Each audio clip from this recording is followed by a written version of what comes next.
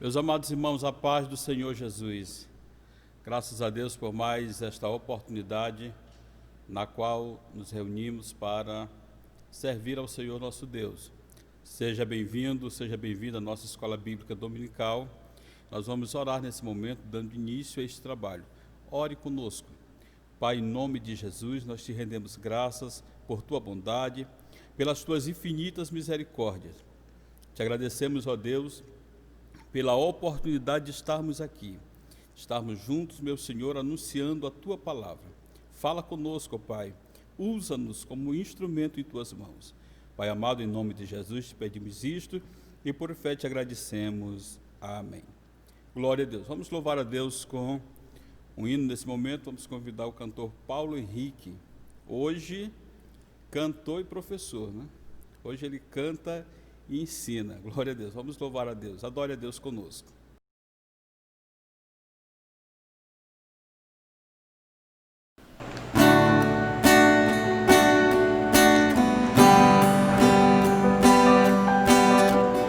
Vamos falar de amor de Deus.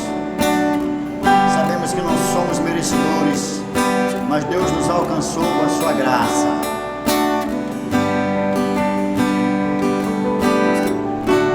Fico meditando num canto sozinho, pensando em tudo que me aconteceu, em toda a minha vida ao longo do tempo, em todas as vitórias que Deus já me deu. Eu vejo em mim tanta fragilidade, fraquezas, defeitos que é de fazer dó. Deus olha pra mim e também vê o mesmo.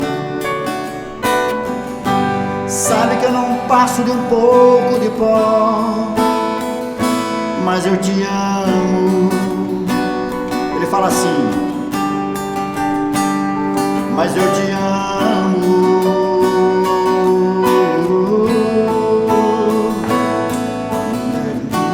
Eu fiquei pensando no que te daria pelos benefícios que já recebi. O ouro do mundo não te pagaria, e como eu te daria o que pertence a ti. Não posso te dar o que já é teu, mas posso tomar uma decisão. Eu vou te adorar o resto da vida, te entregar pra sempre o meu coração. Sei que não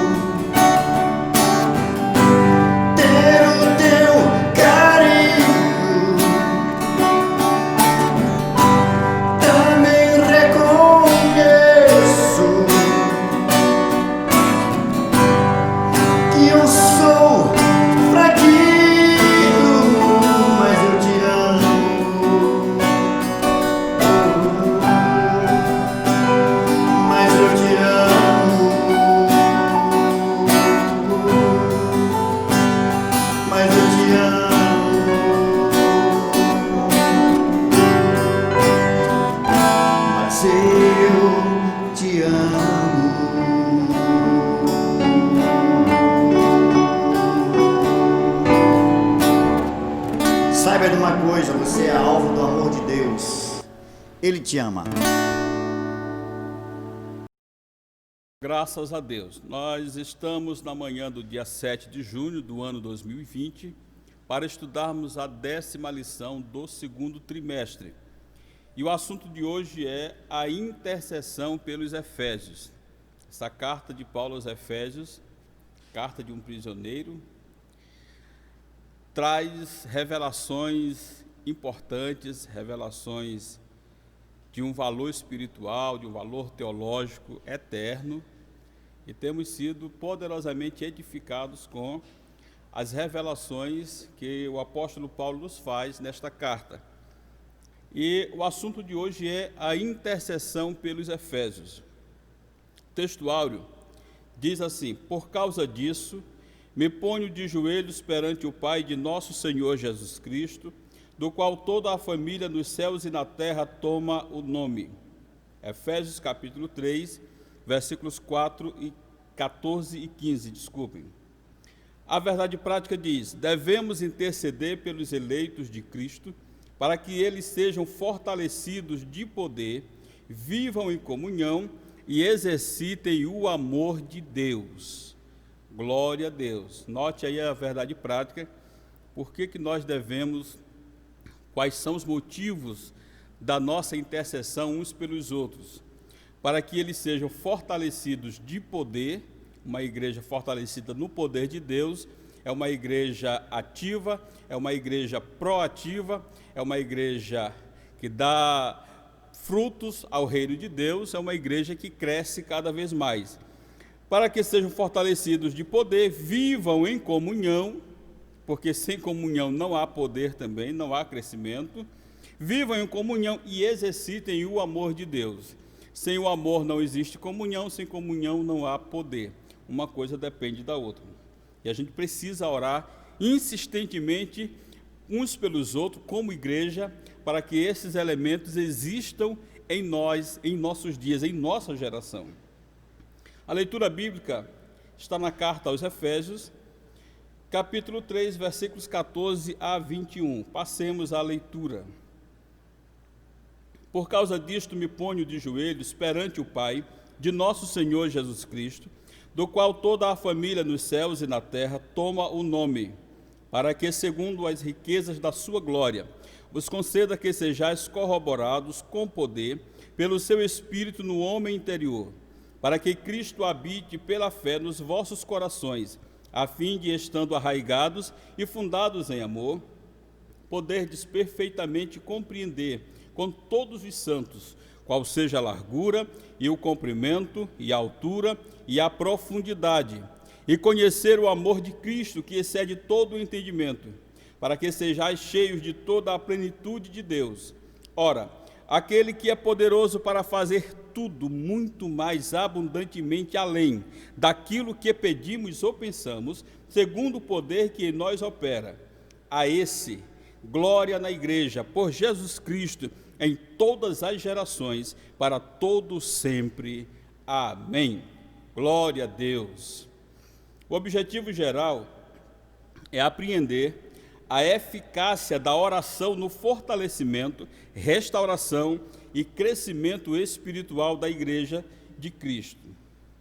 Os objetivos específicos são 3. Primeiro, refletir acerca dos propósitos da oração do apóstolo Paulo no poder do Espírito. Segundo, destacar a necessidade de a igreja estar arraigada e fundada no amor de Deus. Por último, conscientizar de que Deus é capaz de fazer muito além do que pedimos. Glória a Deus. Nosso ponto central: temos o dever de interceder uns pelos outros. Aproveitando a deixa, você já orou por alguém hoje? Aleluia. Então ainda tem tempo. Então aproveite a oportunidade. Quando você intercede por alguém, você está exercendo o papel de sacerdote ou sacerdotisa de Cristo. E a Bíblia diz que nós somos sacerdócio real. A igreja é nação santa, povo adquirido e é sacerdócio real.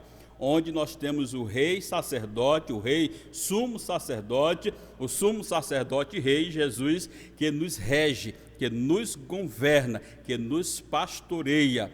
Bendito seja o nome do Senhor.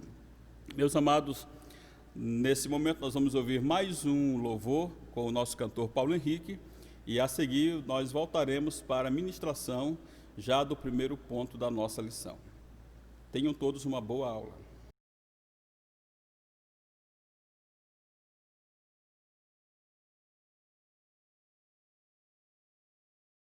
Vamos continuar falando de amor de Deus, o amor que excede a todo entendimento. Vamos cantar. Se isto não for amor. Vai lá,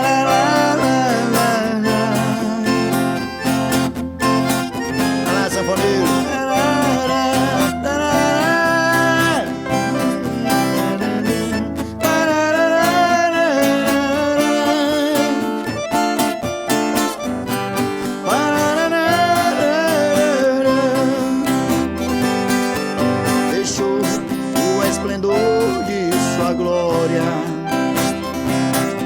Sabendo seu destino aqui, estava só e ferido no Gólgota para dar sua vida por mim.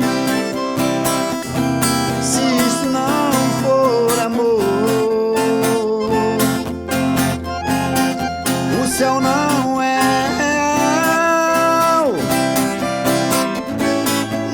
Estrelas no céu, as andorinhas não voam mais. Se isto não for amor, o oceano secou, tudo perde o valor.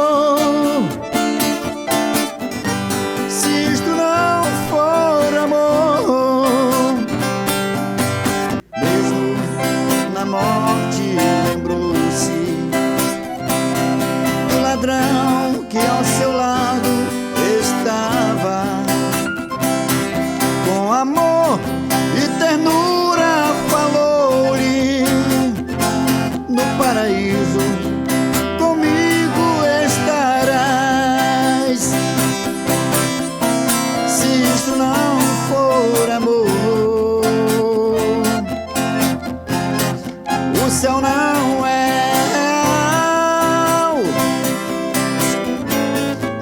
Estrelas no céu, as andorinhas não voam mais. Se isto não for amor, o céu não é real, tudo perde o valor.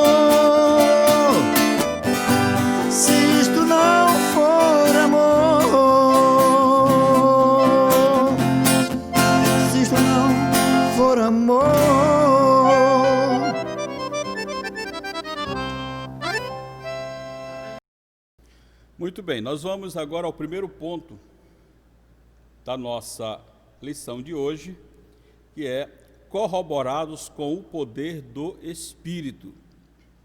Primeiro ponto da nossa lição, corroborados com o poder do Espírito. Corroborado é o mesmo, para quem não sabe, é o mesmo que confirmados. Quem nos confirma é Deus. O apóstolo Paulo disse que quem nos confirma é Deus. Veja o versículo 14 do capítulo 3 da carta ora estudada. O apóstolo Paulo diz assim: por causa disto, me ponho de joelho perante o Pai de nosso Senhor Jesus Cristo. É uma das expressões do Novo Testamento que eu mais amo, de joelho diante do Pai. Alguém já deve ter visto aí a gente ministrando com esse tema, de joelhos diante do Pai. Paulo, depois de fazer uma série de declarações sobre as revelações de Deus, o mistério revelado, o mistério que esteve oculto. Nós estudamos isso semana passada, domingo passado. Depois de fazer essas declarações, essas revelações, falar das bênçãos espirituais em Cristo, falar de como nós, enquanto gentios, vivíamos e o modo como nós fomos alcançados, e isso já estava no plano de Deus, não foi um plano B, não foi um plano alternativo, mas já estava no plano de Deus, já estava pré-estabelecido por Deus. Depois que Paulo fala, discorre sobre todas essas bênçãos, ele diz assim, no versículo 14, por causa disto me ponho de joelhos perante o Pai de nosso Senhor Jesus Cristo. Uma igreja que recebe, que toma conhecimento de uma revelação tão grande, ela se torna alvo de fortes ataques do inimigo. E a questão com tantas revelações também podem levar a um envaidecimento teológico. As pessoas podem entrar pelo caminho errado do envaidecimento, de se acharem superioras. E aí daí vem o chamado, o triunfalismo, a síndrome do triunfalismo. Muita gente se acha intocável, se acha perfeito, se acha que já está no ponto de tudo. E a questão de Paulo, quando faz essas revelações desse mistério que esteve oculto em Deus, não é nos tornar super seres, super crentes, não é fazer com que a gente se sinta o máximo, não. É fazer com que a gente se sinta cada vez mais devoto a Deus, dependente de Deus, amante de Deus, servos de Deus e servos uns dos outros. Bendito seja o nome do Senhor. E aí, depois que ele faz essas revelações, ele diz, irmãos, por causa disto, eu me ponho de joelhos perante o Pai. Eu fiz revelações a vocês importantes, grandes revelações, e agora eu estou orando por vocês. Mas qual é o objetivo da oração de Paulo? Qual é o conteúdo da oração de Paulo? O que ele quer que Deus opere na igreja? Que tipo de igreja ele quer? E ele fala isso nas suas orações. Só fazendo aqui um parênteses, quando Jesus estava antes de ser preso, capítulo 17 de João, ele faz o que é conhecido como a oração sacerdotal, e ele diz assim, Pai, eu quero que aqueles que tu me deste sejam um, como nós, ó Pai, somos um, eu em ti e tu em mim. Bendito seja o nome do Senhor. Jesus, naquele momento de conversa íntima com o Pai, ele se expressa dizendo qual é o seu sonho, qual é o seu objetivo, qual é o seu desejo em relação à igreja, por quem ele estava pagando um preço muito alto. Ele disse, Pai, eu quero que eles sejam um, ou seja, eles vivam a verdadeira unidade que a Trindade Santa vive. A Trindade vive uma unidade tão perfeita que os teólogos até hoje suam a camisa estudando para tentarem explicar esse mistério e não conseguem explicar o mistério da Trindade na sua essência. O que a gente tem são vislumbres, são rascunhos do que pode ser, algumas explicações rasas do que é a Trindade, porque de fato é uma unidade perfeita. E Paulo, nesta carta, ele faz um pedido especial a Deus. Veja os versículos 16 e 17. Para que, segundo as riquezas da sua glória, glória de quem? De Deus, vos conceda que sejais corroborados com poder pelo seu Espírito no homem interior, para que Cristo habite pela fé nos vossos corações, a fim de, estando arraigados e fundados em amor, e aí ele segue o seu pedido nos versículos posteriores. Vamos ao primeiro subtópico, as riquezas da sua glória, ou as riquezas da glória de Deus. Nós servimos o Deus rico em glória. E quando a gente fala nas riquezas de Deus, muita gente é arremessada às questões materiais. E aí tem muita gente com aleijões doutrinários, pregando bênçãos materiais, conquistas materiais, buscando conquistas materiais, quando Jesus disse trabalhar e não apenas pela comida que perece, mas por aquela que subsiste para sempre. Então é preciso que haja ganho com honestidade, mas o coração não pode estar voltado, não pode estar depositado naquilo que nós conquistamos materialmente, mas precisa estar depositado nas riquezas celestiais que são superiores. Versículo 16 diz: para que, segundo as riquezas da sua glória, vos conceda que sejais corroborados com poder pelo seu Espírito no homem interior. A expressão aí é riquezas da glória de Deus, segundo as riquezas da sua glória. Não é segundo as riquezas humanas, mas é segundo as riquezas da glória de Deus. Algumas considerações importantes com respeito a isso. Primeiro, Deus é o Pai da glória. Versículo 17 do capítulo 1, ele diz: para que o Deus de nosso Senhor Jesus Cristo, o Pai da glória, vos dê em seu conhecimento o espírito de sabedoria e de revelação.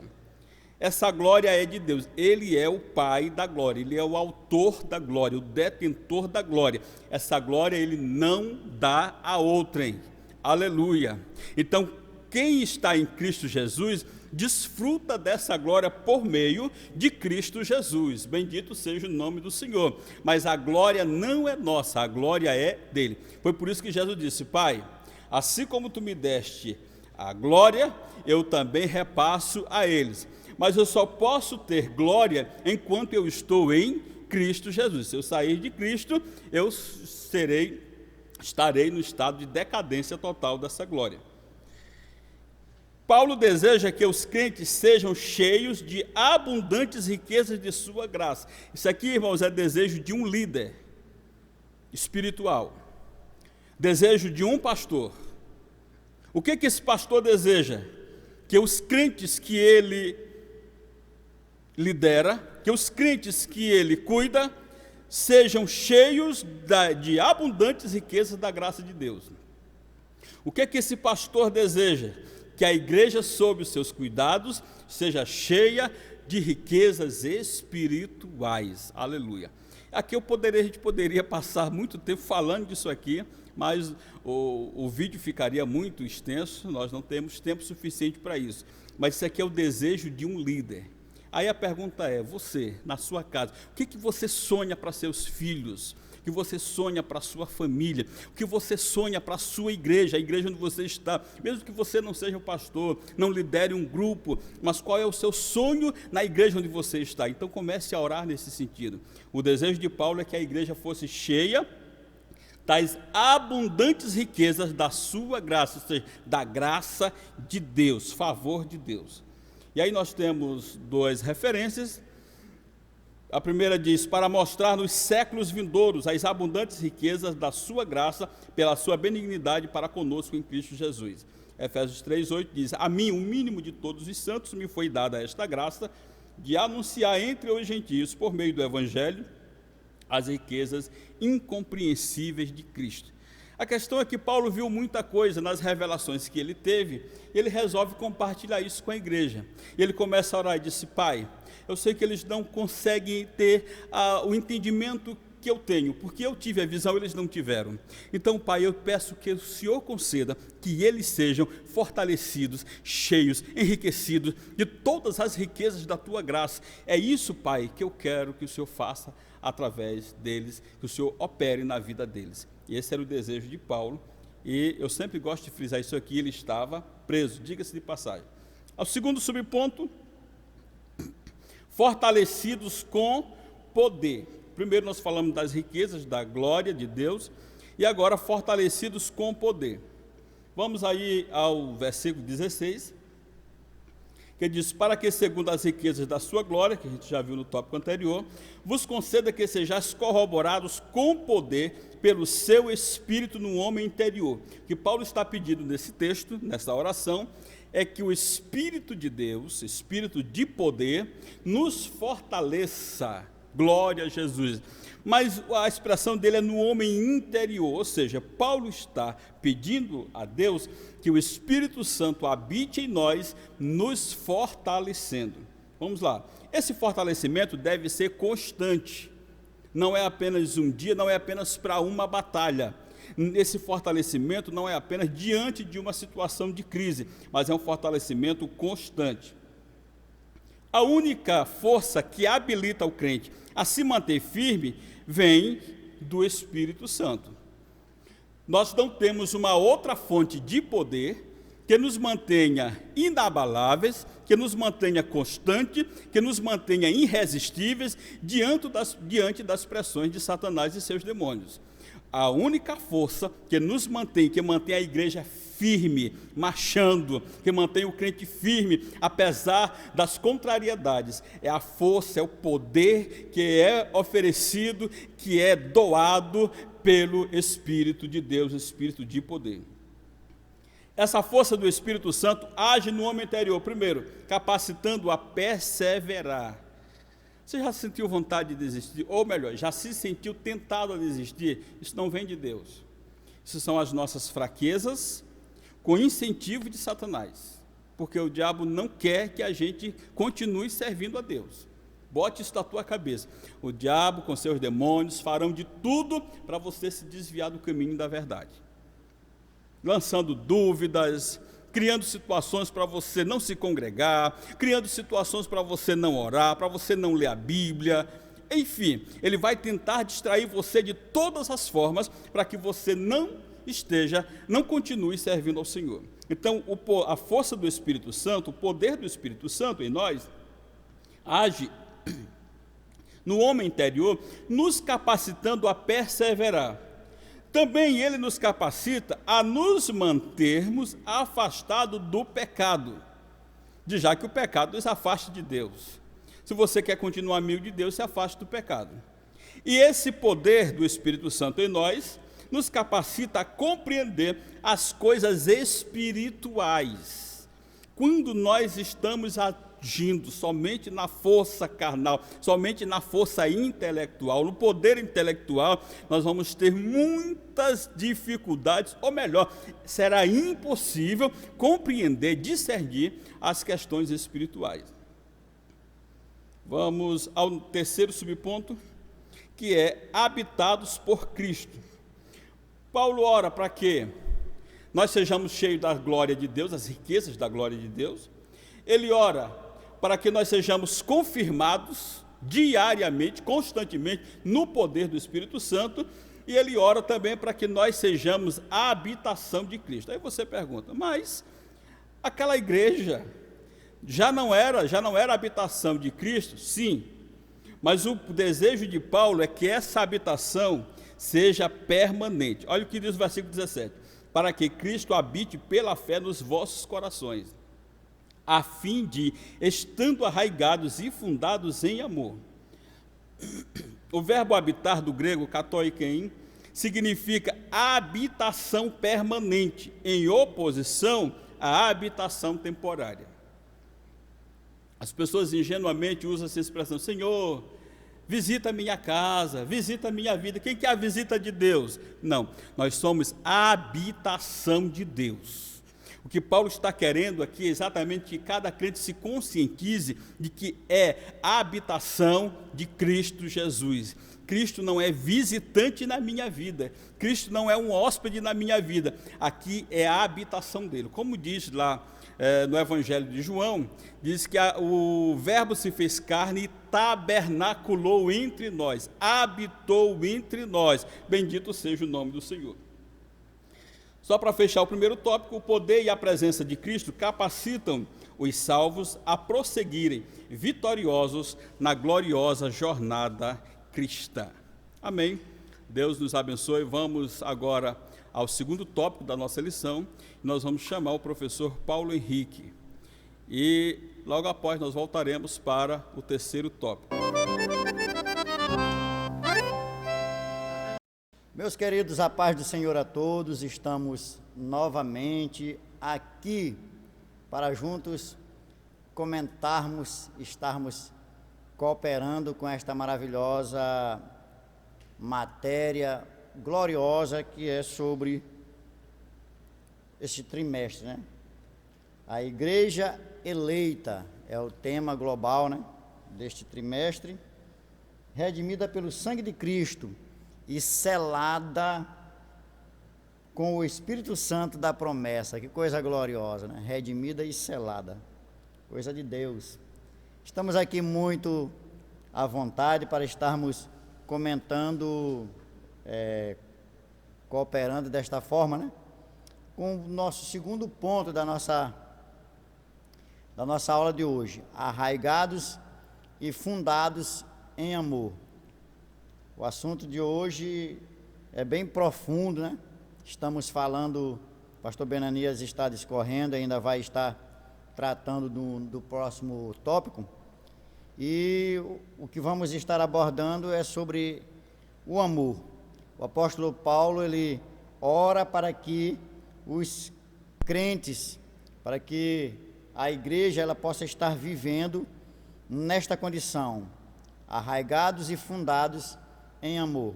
Mas primeiro nós vamos saber um pouquinho, falar um pouco sobre o amor como a grande virtude cristã, o amor. Segundo as Escrituras, ou nas Escrituras, o amor, ele é um atributo divino.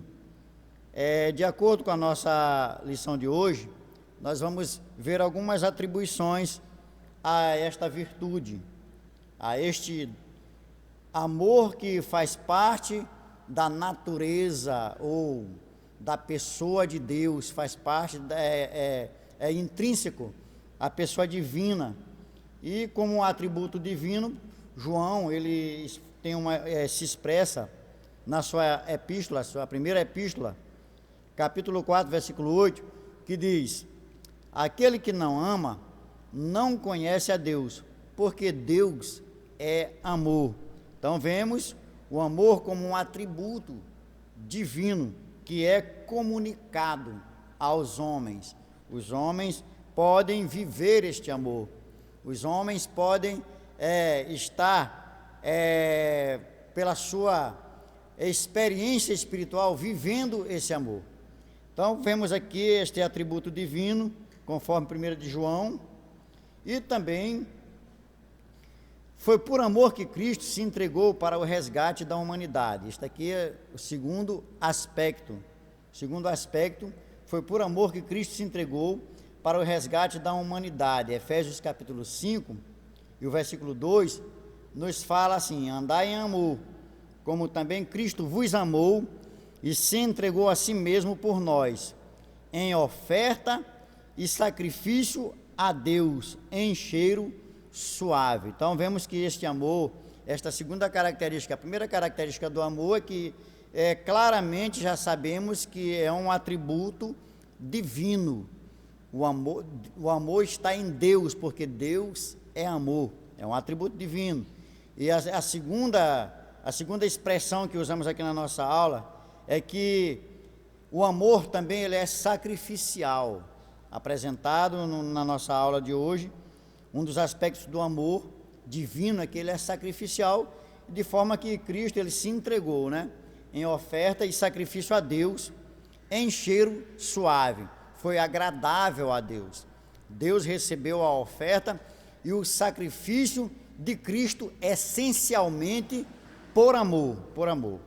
Então agora vamos para o terceiro aspecto desse amor. O amor, ele é o resumo da lei e dos profetas. Veja só, Mateus 22:40, Jesus, ele falando para os doutores, os mestres da lei, ele nos diz em Mateus 22:40, destes dois mandamentos dependem toda a lei e os profetas. Jesus estava referindo-se aos mandamentos da lei, citados, né, em Deuteronômio 6:5 e também Levítico 19:18. E você vê que, abrindo aqui um parêntese, Jesus falou desses mandamentos. Quais são esses mandamentos? Amar a Deus sobre todas as coisas, de todo o coração, de todo entendimento, com toda a tua força. Amar a Deus acima de todas as coisas. E também ao teu próximo como a ti mesmo. Parece que os religiosos, os judeus, os doutores da lei daquela época, parece que eles haviam esquecido do espírito da lei, que é justamente o amor. E você vê que eles religiosamente até mesmo se ufanavam pelo seu zelo religioso para com a lei de Deus, na observância de tantos e tantos mandamentos, ou até mesmo as suas tradições e observâncias. E o que acontece é que eles achavam que satisfaziam a Deus dessa forma, mas omitiam o próprio espírito da lei, que é justamente o amor. E você vê que Jesus, ele mostra que amar a Deus, o amor, amar a Deus e amar ao próximo, resume-se a lei e os profetas. Foi o que Jesus falou, destes 2 mandamentos dependem toda a lei e os profetas. Repetindo, Deuteronômio 6:5 e Levítico 19:18. Então, é o que Jesus estava naquela discussão com os doutores. Lembrando que sempre que aqueles homens, eles se dirigiam a Jesus chamando de mestre, era de uma forma pejorativa, não era sincero. Por isso que Jesus combatia fortemente a hipocrisia religiosa dos judeus. Fecha parênteses. Vamos para o quarto significado, o aspecto deste amor, que é o emblema do verdadeiro cristianismo. Vamos ver. O amor é o sinal dos discípulos de Cristo. João capítulo 13, versículo 35, nos diz assim: nisto todos conhecerão que sois meus discípulos, se vos amardes uns aos outros. A identificação de um verdadeiro discípulo não é uma boa roupa. A identificação de um verdadeiro discípulo, dos verdadeiros discípulos de Jesus, não é uma boa retórica. A identificação dos verdadeiros discípulos de Jesus não é uma estrutura física, eclesiástica, não. A verdadeira característica dos discípulos de Jesus é o amor que eles manifestam uns aos outros. Assim serão conhecidos como os autênticos discípulos de Jesus. Então vemos também o quinto aspecto: o amor é a prova de filiação com Deus. 1 de João, capítulo 4, versículo 7 diz: amados, amemo-nos uns aos outros, porque o amor é de Deus, e qualquer que ama é nascido de Deus e conhece a Deus. Amados, este versículo ele está dizendo que qualquer que ama é nascido de Deus e conhece a Deus. Lembrando que no princípio deste ponto, é o primeiro ponto deste tópico, deste segundo tópico da nossa aula de hoje, lembramos que o amor, ele é uma virtude. Então, este amor de Deus, ele já é colocado, ele já é implantado em nosso coração e precisa ser desenvolvido através do nosso fortalecimento, da nossa comunhão, da nossa aproximação com Deus e sua palavra através do Espírito Santo. Vamos falar um pouco mais sobre isso lá no segundo ponto aqui deste primeiro tópico, que é justamente sobre estar arraigado e alicerçado. Vamos falar mais um pouquinho, vamos falar ainda sobre aspectos desse amor. O amor deve ser expresso por meio de atitudes concretas. Eu quero falar sobre, antes de ler o texto bíblico, falando sobre amor, lembrando que Paulo, ele menciona esta palavra e estes termos de amor correlatos de acordo com a situação e o sentido 136 vezes em suas epístolas. Paulo fala de amor como o amor de Deus derramado em nosso coração, um atributo divino comunicado aos nossos corações. O amor de Deus está derramado em nosso coração. Todos os cristãos nascidos de novo têm o amor. A diferença está na intensidade que precisa ser desenvolvida através do conhecimento e da revelação de Cristo, esta aproximação diária. Quanto mais aproximados, quanto mais estivermos próximos de Cristo, vivendo com Ele, aprendendo com Ele, recebendo dele, mais desenvolveremos este amor em nossas vidas. Então, eu quero falar sobre essas expressões. Paulo fala 136 vezes sobre amor, de acordo com o seu sentido.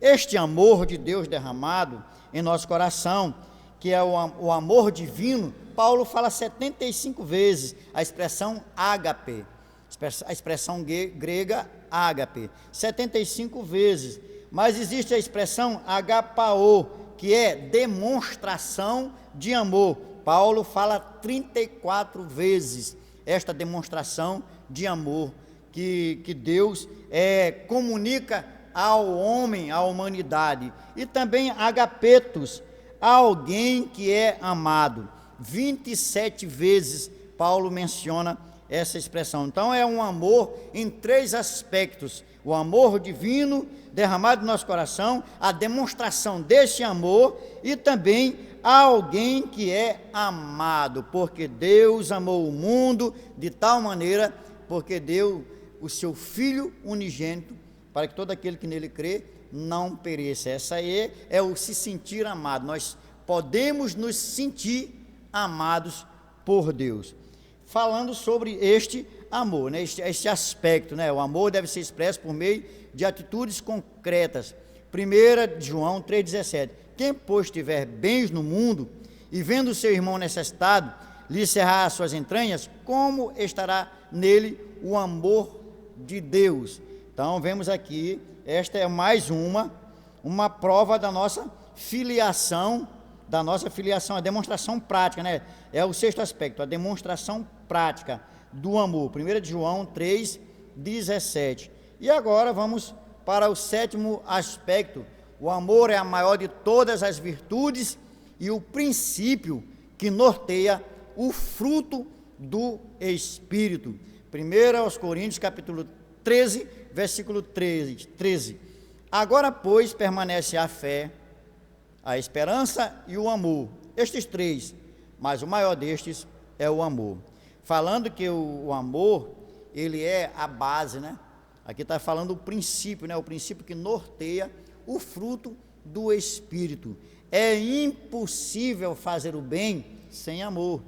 É impossível ter fé sem amor neste Deus que opera na vida daquele que crê. É impossível ser longânimo sem amor. E assim sucessivamente. Então, o fruto do Espírito é o amor. Agora existem as 9 características desse fruto, as 9 manifestações dessa virtude, as 9 virtudes desse fruto que operam na vida daquele que é nascido de novo.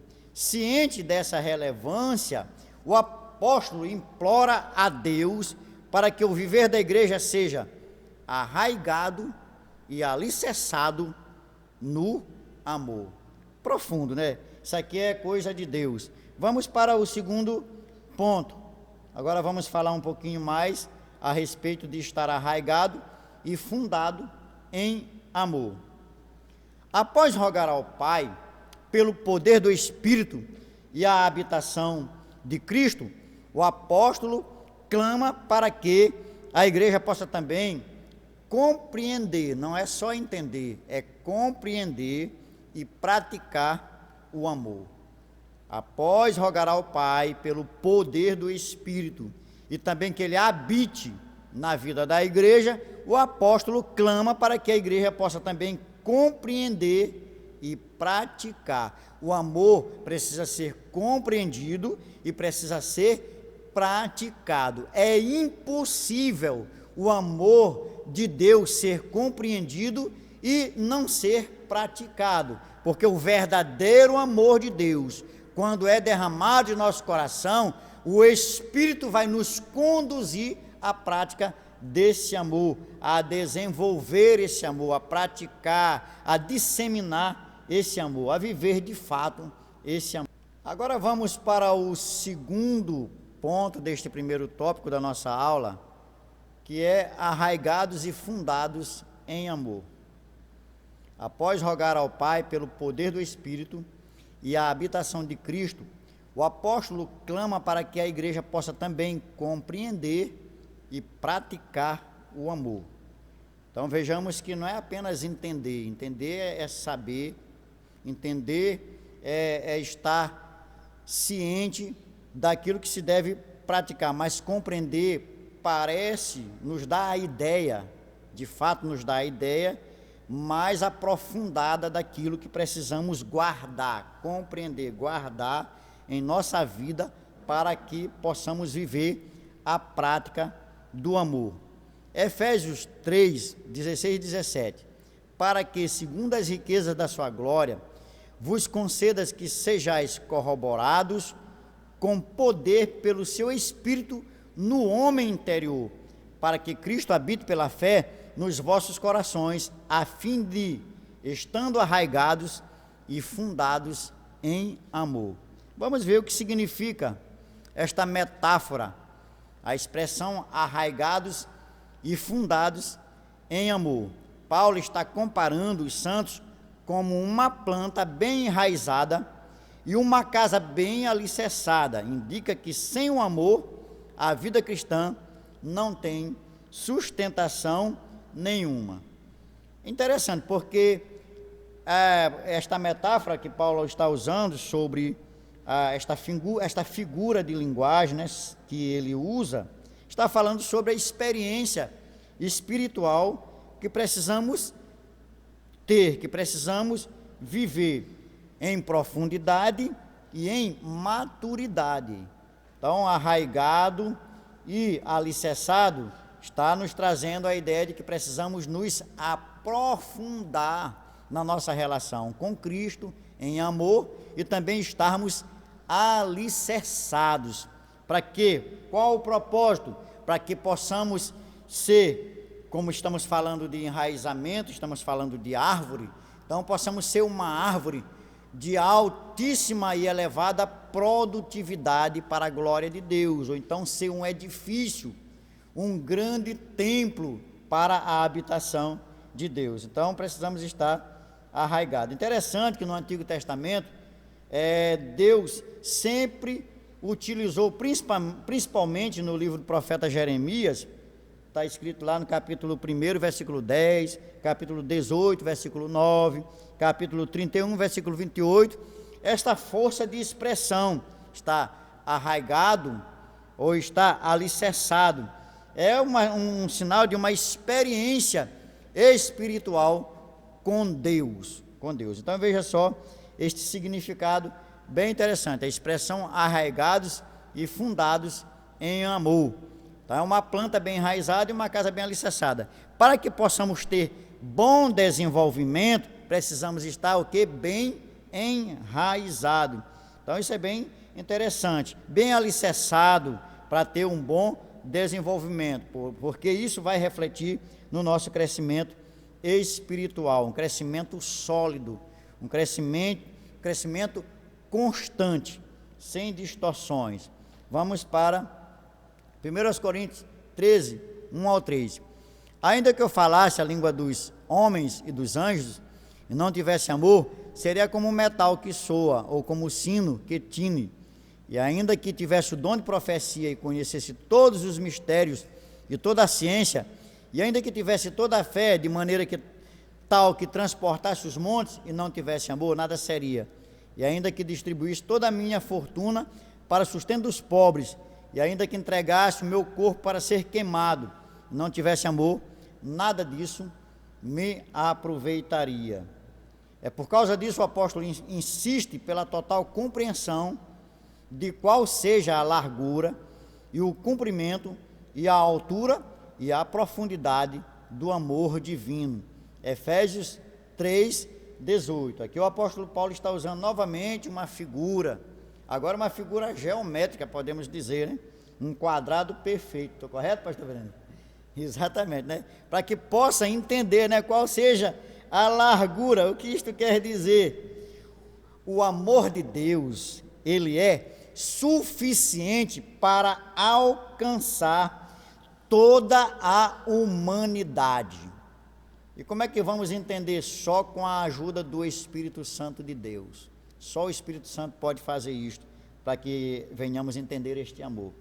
Justamente como está escrito lá em João, no Evangelho de João, capítulo 3, versículo 16, né? Porque Deus amou o mundo de tal maneira. O amor de Deus, ele é suficiente para alcançar todos os homens, todos os pecadores, desde o primeiro até o último. O amor de Deus é suficiente. Então, esta largura está falando da suficiência do amor de Deus.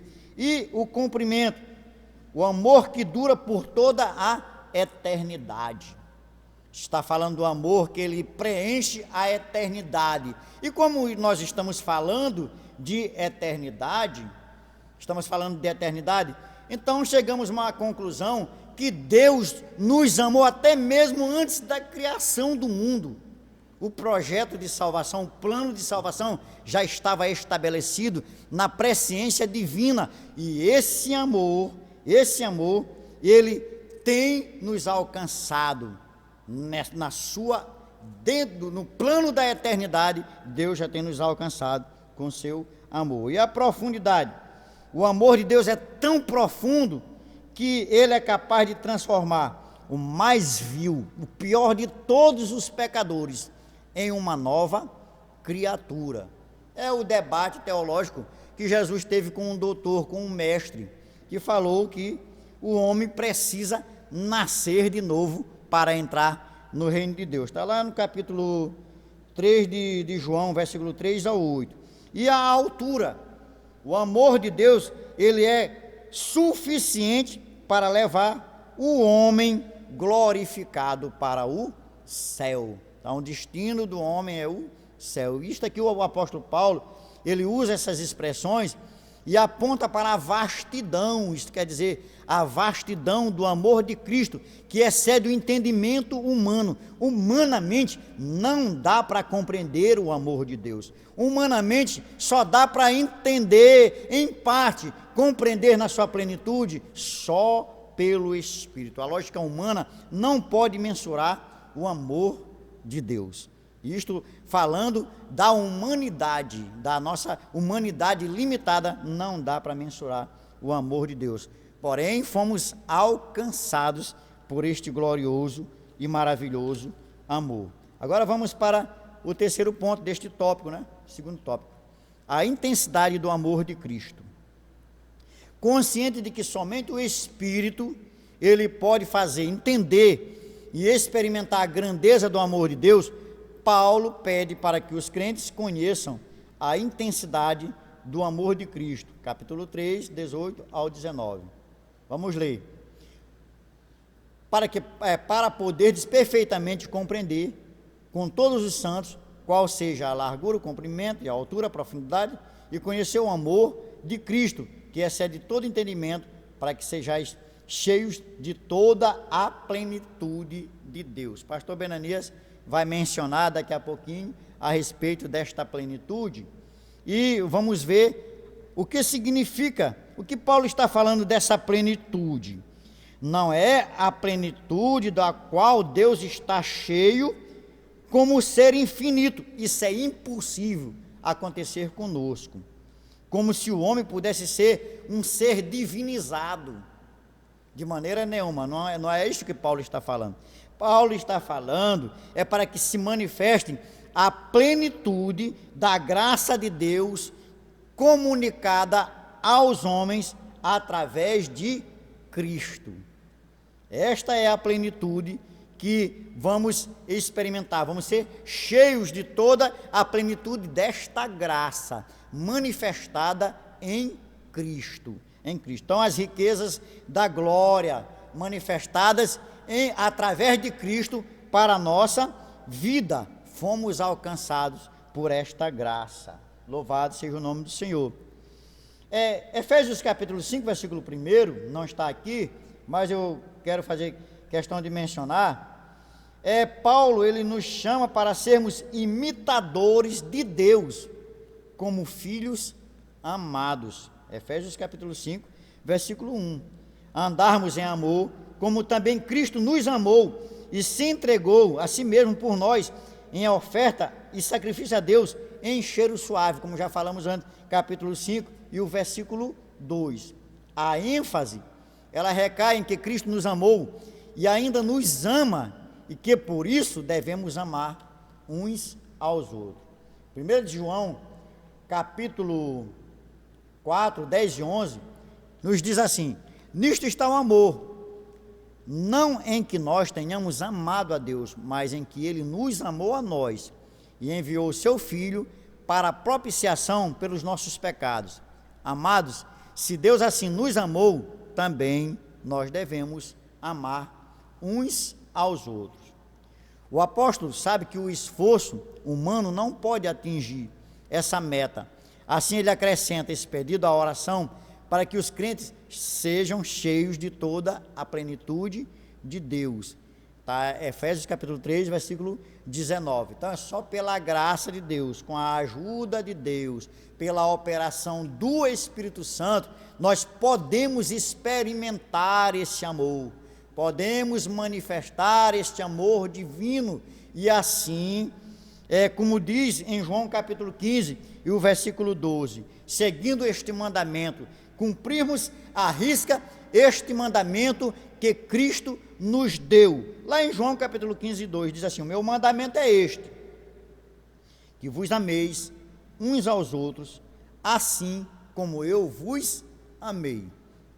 Que vos ameis uns aos outros com amor sacrificial. Amém? Amém? Vamos fechar aqui na síntese do nosso tópico 2. Neste ponto, Paulo ele enfatiza a necessidade da total compreensão do amor de Deus e o crescimento espiritual dos crentes até alcançar a perfeição. Então, precisamos, a necessidade, né, como está falando aqui no nosso tópico, né, a necessidade da total compreensão do amor de Deus e crescermos espiritualmente até alcançar a perfeição. Que Deus continue nos ajudando e nos abençoando de uma maneira gloriosa. Quero agradecer a Deus por esta oportunidade e dizer que até aqui o Senhor nos tem ajudado. Não podemos dizer tudo o que queríamos dizer, mas falamos aquilo que conseguimos lembrar. Glória a Deus por isso. Então eu quero agradecer pela oportunidade em nome de Jesus. Amém. Nós vamos agora ao terceiro ponto da nossa lição de hoje, que é: a bênção de Deus excede o pensamento humano.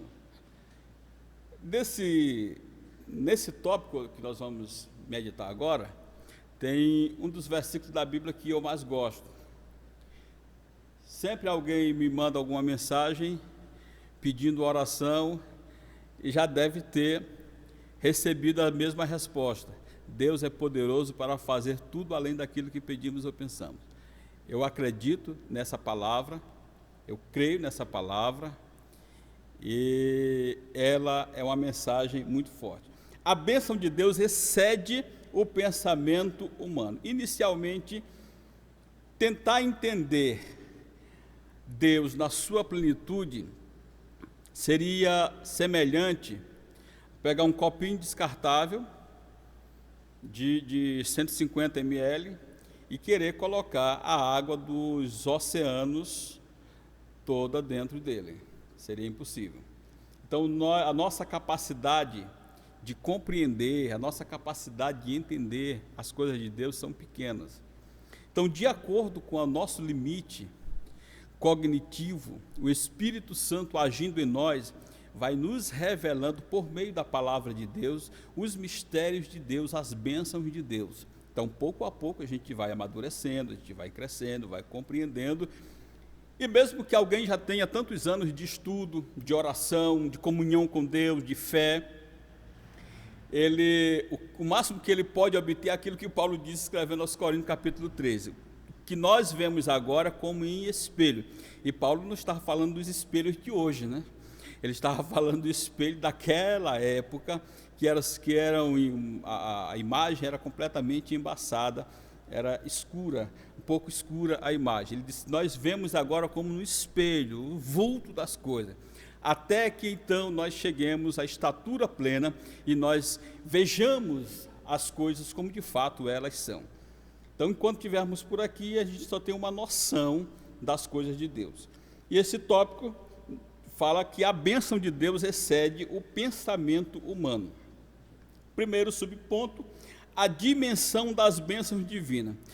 Você sabe calcular o tamanho, as proporções das bênçãos divinas? O versículo 20 diz, muito mais. O anterior ele diz assim, Deus que é poderoso para fazer muito mais, abundantemente, além daquilo que pedimos ou pensamos. Observe aí, muito mais, abundantemente, além daquilo que pedimos ou pensamos. Glória a Deus. Vamos lá, a capacidade de resposta de Deus é incomparavelmente maior que a nossa capacidade de pedir. Existe um certo ensinamento que vem sendo divulgado nos púlpitos das igrejas ao longo dos anos. Essa doutrina diz o seguinte, olha, você tem que pedir para Deus, na oração você tem que especificar as coisas, porque senão você vai receber a bênção errada. Por exemplo, se você pedir um carro para Deus, você tem que explicar tudo, tintim por tintim, detalhadamente, senão Deus pode te dar um carro velho. Aí eu fico pensando, será que isso está certo? Mas eu vou para os ensinos de Jesus e percebo que Jesus ensinou diferente. Jesus diz o seguinte, se um filho de vocês pedir pão, vocês darão uma pedra? Se ele pedir peixe, vocês darão uma serpente? Ele diz, se vocês que são maus sabem dar boas coisas aos vossos filhos, muito mais o vosso Pai que está nos céus. E Paulo diz que nós não sabemos orar como convém. E é o Espírito Santo que nos assiste em nossas fraquezas. E é Ele quem intercede por nós. Por mais que você faça uma oração detalhada, especificada, você escreva essa oração e passe dias pensando, analisando direitinho as coisas, você ainda não sabe orar como convém. E o que Paulo está dizendo é que Deus é poderoso para fazer além daquilo que pedimos ou pensamos. Por mais que você detalhe a sua oração e você seja específico no seu pedido, lembre-se, Ele é poderoso para fazer além do que você é capaz de pedir. Nesse sentido, Paulo declara que as coisas que você quer subir ao coração do homem são as que Deus preparou para os que o amam. Pois seus pensamentos são mais altos que os nossos pensamentos. Isaías 55, versículo 9, Deus fala isso, meus pensamentos são mais altos do que os vossos pensamentos. Então, aprenda isso, porque a dimensão da bênção de Deus vai além da nossa capacidade de entender. Segundo subponto, o convite para a adoração. Aí nessa parte o apóstolo Paulo nos convida a adorar a Deus. Depois que ele disse que Deus é poderoso para fazer além daquilo que pedimos ou pensamos ou imaginamos, ele nos convida a adorar a Deus. Ele diz assim, a esse ou a ele, glória na igreja por Jesus Cristo, em todas as gerações, para todo o sempre. Amém. Glória na igreja por Jesus Cristo, em todas as gerações. Então, a nossa geração aprendeu a adorar a Deus com a geração passada. E a nossa geração precisa ensinar a próxima geração a adorar a Deus. Aleluia.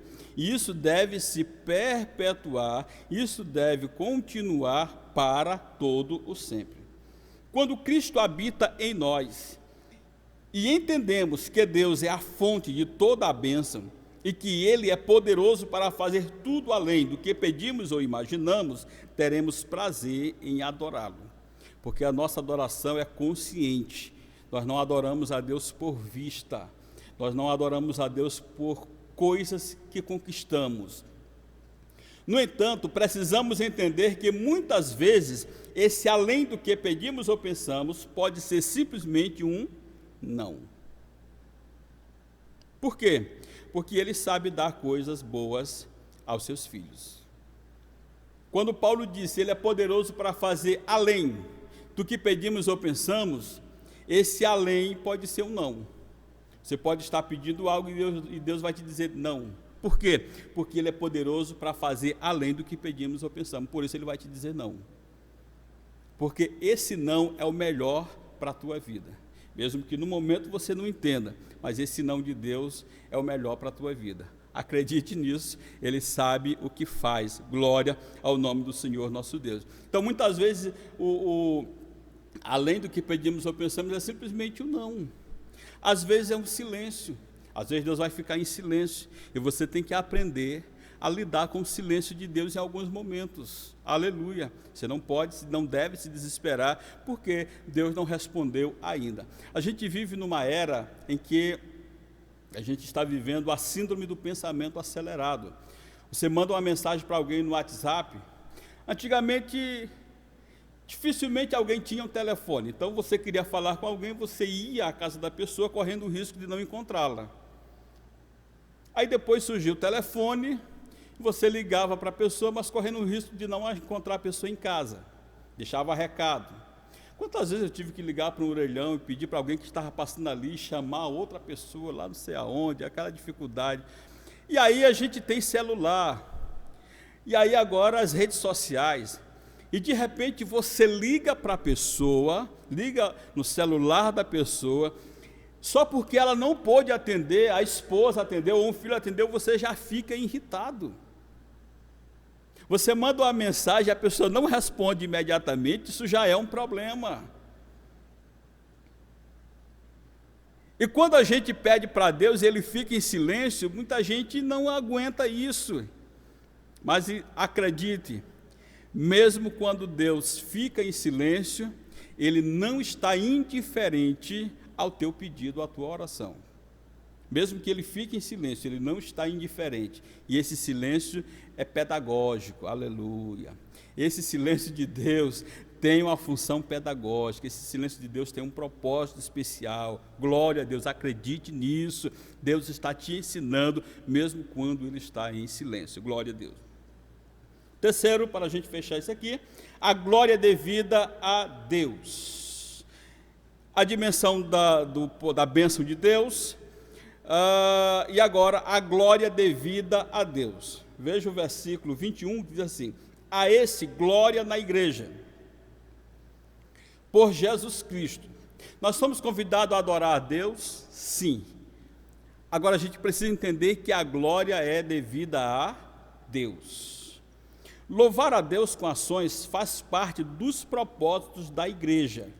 Veja aí os versículos que estão na tela. Para louvor e glória da sua graça, pela qual nos fez agradáveis a si no amado, com o fim de sermos para louvor da sua glória, nós os que primeiro esperamos em Cristo, o qual é o penhor da nossa herança, para a redenção da possessão adquirida, para louvor da sua glória. Nós fomos salvos para louvor da glória de Deus. Somos abençoados para louvor da glória de Deus. Recebemos dons para louvor da glória de Deus. Cantamos para louvor da glória de Deus. Pregamos o Evangelho para louvor da glória de Deus. O propósito da igreja é louvar a Deus com os seus atos, com as suas ações. Aleluia. A igreja nunca terá glória em si mesma, pois toda a glória é exclusivamente tributada para Deus por intermédio da obra de Cristo. Bendito seja o nome do Senhor. Então, não confunda as coisas, ok? A glória é dele. Salmo 115, versículo 1 diz: não a nós, Senhor, não a nós, mas ao teu nome da glória, por amor da tua benignidade e da tua verdade. João capítulo 13, versos 31 e 32 diz: tendo ele, pois, saído, disse Jesus: agora é glorificado o Filho do Homem, e Deus é glorificado nele. Se Deus é glorificado nele, também Deus o glorificará em si mesmo, e logo o há de glorificar. Então, a glória devida a Deus, a glória pertence a Deus. O propósito da igreja é glorificar a Deus. Bendito seja o nome do Senhor. Nunca tome essa glória para si. Mesmo que Deus te use, mesmo que você faça coisas espetaculares na obra de Deus, nunca tome essa glória para si. A glória é dele. Você é instrumento de glorificar a Deus. Você é instrumento por meio do qual Deus manifesta a sua glória ao mundo. Síntese do tópico 3. As bênçãos espirituais são ilimitadas e estão disponíveis ao cristão, e somente o nome de Deus deve ser eternamente glorificado. Só para a gente fechar a nossa conclusão, a ousada intercessão de Paulo anelava o fortalecimento da igreja. O apóstolo tinha ciência de que o perseverado cristão dependia de 4 princípios basilares, os quais ele pediu a Deus em oração. Primeiro, fortalecimento de poder. Segundo, a presença plena de Cristo. Terceiro, o intenso exercício do amor de Deus. E quarto, o contínuo crescimento espiritual até encontrarmos a perfeição. Durante esse processo, o povo de Deus deve glorificá-lo em todo o tempo. Amém. Deus nos abençoe, Deus nos guarde no seu amor e na sua graça. Nós vamos louvar a Deus com mais um hino, vamos chamar o nosso cantor Paulo Henrique, que estará louvando ao Senhor com mais um hino, e logo a seguir voltaremos para as considerações finais. Oh, maravilha! Glória a Deus!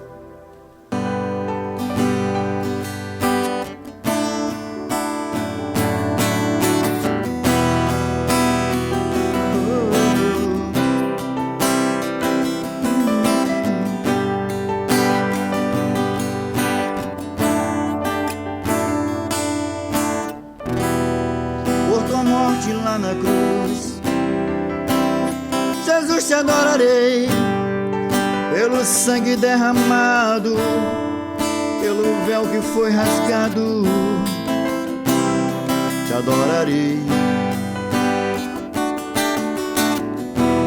pelo privilégio de aqui estar, poder soltar a minha voz e te louvar, por sentir sua presença, pela total certeza da tua existência.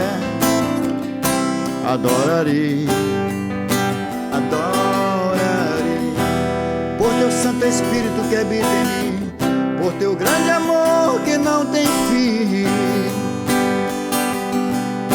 Te adorarei, por me inspirar na letra da canção, por cantar agora e sentir tua unção.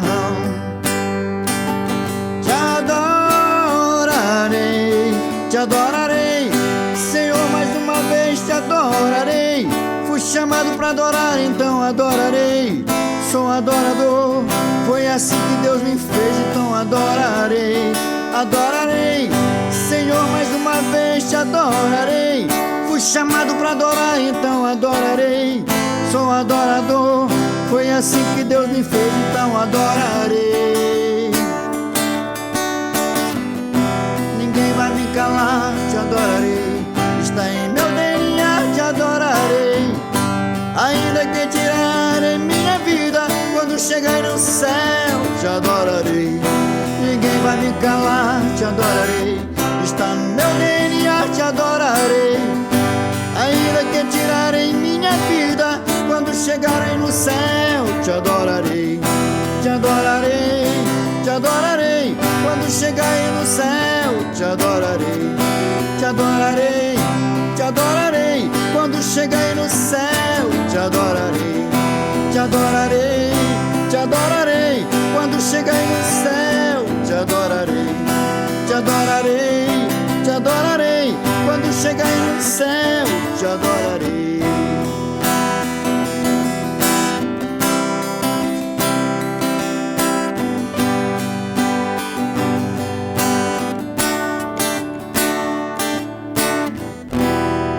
Santo Espírito que habita em mim, por teu grande amor que não tem fim, te adorarei, por me inspirar na letra da canção, por cantar agora e sentir tua unção. Te adorarei, Senhor, mais uma vez te adorarei. Fui chamado para adorar, então adorarei. Sou adorador, foi assim que Deus me fez, então adorarei. Te adorarei, Senhor, mais uma vez te adorarei. Fui chamado para adorar, então adorarei. sou adorador. Foi assim que Deus me fez, então adorarei.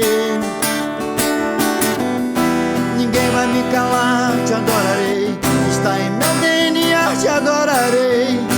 Ainda que tirarem minha vida, quando chegar aí no céu, te adorarei. Ninguém vai me calar, te adorarei. Está em meu DNA, te adorarei. Ainda que tirarem minha vida, quando chegar aí no céu, te adorarei. Te adorarei, te adorarei. Quando chegar aí no céu, te adorarei. Te adorarei, te adorarei. Quando chegar aí no céu, te adorarei. Te adorarei, te adorarei. Quando chegar aí no céu, te adorarei. Te adorarei, te adorarei. Quando chegar aí no céu, te adorarei. Te adorarei, cante comigo. Te adorarei. Quando chegar aí no céu, te adorarei. Te adorarei. Você que está em casa, adore ao Senhor assim. Quando chegar aí no céu, nesse momento Deus pode ministrar um milagre na sua vida.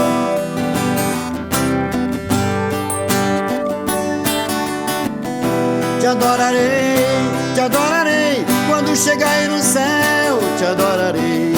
Te adorarei, te adorarei. Quando chegar aí no céu, te adorarei. Te adorarei. Quando chegar aí no céu, te adorarei.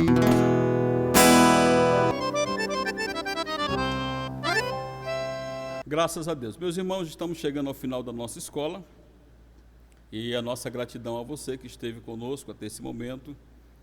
Se você não está inscrito em nosso canal, faça isso, se inscreva e compartilhe e conquiste outras pessoas também a se inscreverem.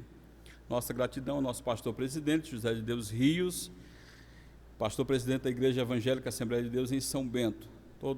Aos irmãos que têm nos ajudado nesse trabalho, irmão Francisco, irmão Silvério Júnior, e nosso cantor e professor Paulo Henrique, cantor, professor, poeta, músico, e paz, e acima de tudo, servo do Deus Altíssimo. Aleluia.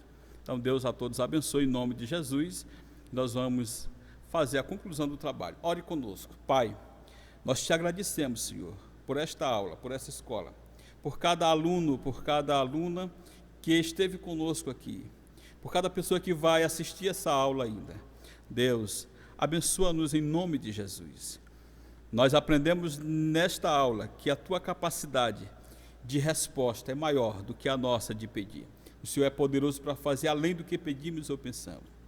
Deus, portanto, te pedimos conforme a tua graça, opera em nós e por meio de nós. Em nome de Jesus, nós te pedimos isto e por fé te agradecemos. Amém. A graça do Senhor Jesus Cristo seja convosco, desde agora e para sempre. Amém. A paz do Senhor e até o próximo domingo, em nome de Jesus.